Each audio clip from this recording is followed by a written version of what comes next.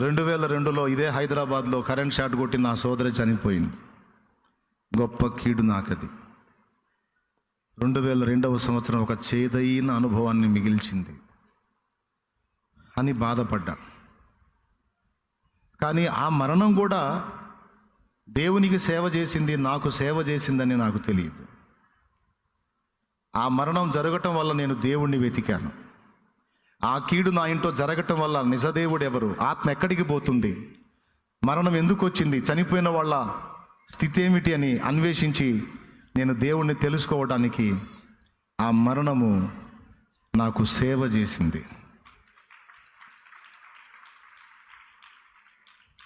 ఆ మరణం నాకే కాదు, నా నుండి దేవుడు రక్షించిన ఆత్మలన్నిటికీ సేవ చేసింది.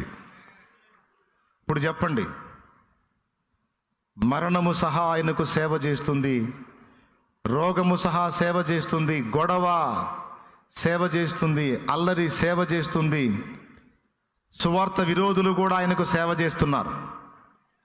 వాళ్ళు ఎగబడి తన్నకపోతే మనలో ఐక్యత రాదు. కనపడ్డోళ్ళ పట్టుకొని కలిపి కొడతంటే ఇప్పుడు మనమందరం ఐక్యముగా ఉండాలి. దేవుని పట్టుకొని ఉతికారేస్తుంటే ఇప్పుడు అందరూ ఐక్య నినాదం మాట్లాడు.